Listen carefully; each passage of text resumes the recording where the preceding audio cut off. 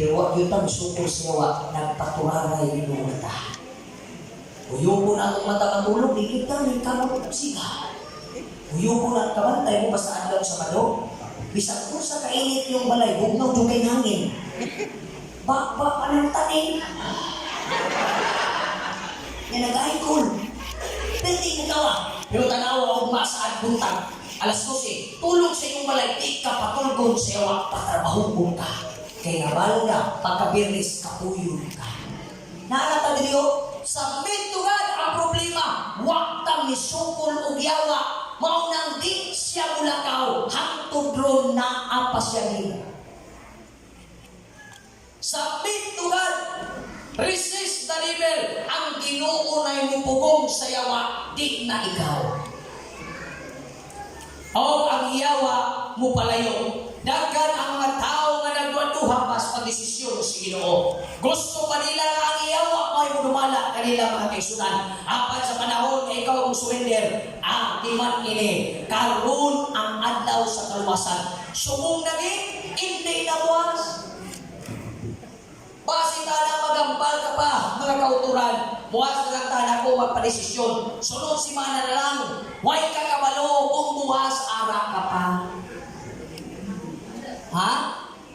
Karon ang adlaw, subong ang adlaw magdesisyon. Kamo nga nagkadesisyon sa pagpabautismo, kamo nga may confess sa inyong sala, bulahan ka sa taong tanan. Ako nagmahay nga nagpabautismo ko. Namo yun akong papadiha, damay lagi ni pirmi lagi. Kay kung wag pa kumingunang bautismo, ang una na kong Bible student akong papa. May mga batang ko na iubat sa inyo mga pastor, di po ba na ubana, padayon sa pag-alagad kay ang grasya sa Diyos na. Kay wapa ko ni padayon, ang ako mamahan ang turong, may siguro namatay na pinag-ininom, pero ang karon nahimong sa kuno sa iglesia. Nagpabautismo, di ba ko sa Diyos ang akong kinabuhi mga kaigsunan? Diandam sa Diyos ang akong kinabuhi sa eternidad. Kay way nakapugong ka na mo sa pagdesisyon sa pagpabautismo. Nasayon ko sa unang panahon pagdesisyon ako, naglisyon ko sa kong kinabuhi. Apan sa panahon na nagpadayon ko, sultian talagang mo, huwag pa may nagpabautismo, ako naman yung isulti ninyo, ang among bugas sa balay kada semana. Ang uban among nalang ipanghatag sa kadaghan. Ako papadako kay na, muinom mo nagbuntag alas 6, undang na alas 6 kami, daghanang kwarta. Pagdesisyon na mo mga kaisunan, naapamay sako pero wag na'y bugas. Nakatry ng kaon, kay wag nagsaan ang Diyos. Ang Bible na ingon, panahon na mo desisyon ka, wag isaan ang Diyos na ayahay ang kinabuhi. Ikaw nga nagkadesisyon, pag-ulit ni mo sa balay, daghang pagsulay, apan ang balaang kasulatan, nindo ang tataw na yung nag-ingon, upan ang taka, hangtod sa balay katapusan. Amen? Amen? Wala na ito, maglibalik ka na. Ngayon ang balaang kasulatan, upan ang taka, hangtod sa walay katapusan, mga kaisunan, pagkatamis, pamalandungon ang saan sa Diyos, hugawan ka, huwangan sa Diyos. Andam ang Diyos na muhinlok kanimo. Andam ang Diyos na muhatag kanimo mga kaisunan kapagbuhan ang pangutana. Kinsay nagunit sa imong kasing-kasing. It's time for us to surrender our lives to God. I-raise ng banner na puti. Tingna ang Ginoo, Lord, imo na ako. I-surrender ang imong kinabuhi sa Diyos. Isinggit sa makausap, ikaw ang anak sa Diyos o dili ikaw ang anak sa yawa, mga kaisunan. Ang atong Diyos, andam muhatag sa iyang kasing-kasing. Sa tanan ng mga disidido sa pagpabautismo ay sagot niya. Congratulations. Amen? Pagkatamis mo lang doon, katong ibautismuhan ko, naka-feel ko mga kaisunan na andakan, ako ay usa. Kamu manang bautismo, ayaw mo pagkumpiyansa. Kaya mo nang ikaw sa suko, thou shall not kumpiyansa. Kasi kumpiyansa kita. Kamu may desisyon sa pag-bautismo, uspon ko. I salute you. Wala ka na mali sa wala. Kaya wag ko na mali sa panahon ng surrender ko sa inyo. Nalipay ko nakuha akong bisyo. Nalipay ko nakuha ang akong pagkapilyo. Nalipay ko nakuha ang akong pagkalutan.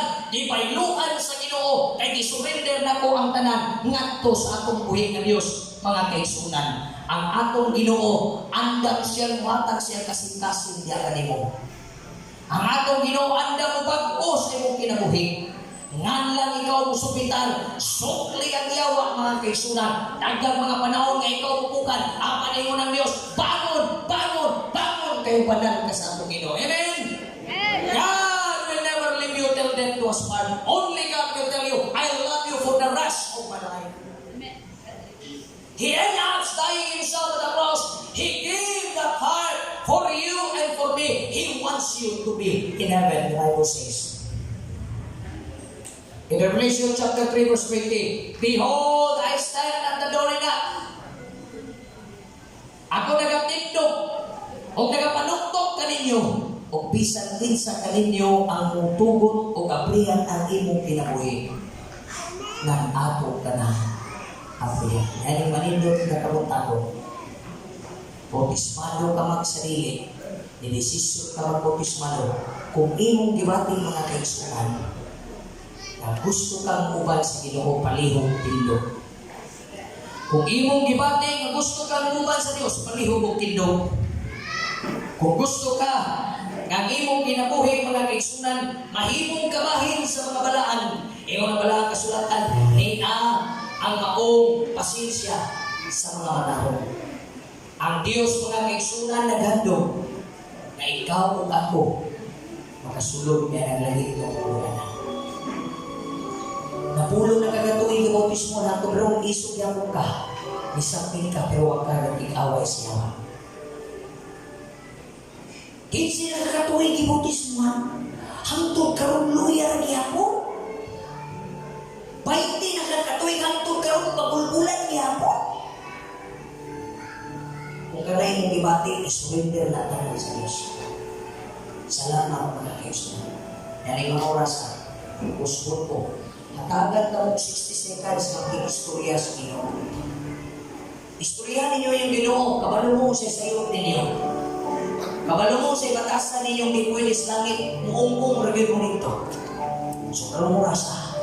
Kaya basin ko rin katapusan ng mga pasaylo, Ginoo, pasaylo ako, biro kay ko. Ginoo, pasaylo ako, dahil ko magpapili. Ginoo, pasaylo ako, ni ako baba, grabe. Pasaylo ako, Ginoo, kini ako utok. Pasaylo ako, Ginoo, nga grabe na ako kaisog sa kong anak. Punta na ka na ron. Pasaylo ako, Ginoo, nga di ko simbag binwit, sige ng trabaho. Ubintay. Pasaylo ako, Ginoo, nga adlaw nirris, di ko kapanganap. Pasaylo ako, Ginoo, nga nahabit na ako, nga di ko bumalik kong iway, kaya matulog na ko, kaya gikapoy ko. Kanan. Pangayuin ang pasaylo sa di pabubalik ang Ginoo makaigsunan kay hukman ka, hukman ko ang pagutana asa kami barog sa matao o sa kanya. I will give you 60 seconds to pray for yourself. Ayaw iyang po yung asawa, iampo ang iyong kagalingan.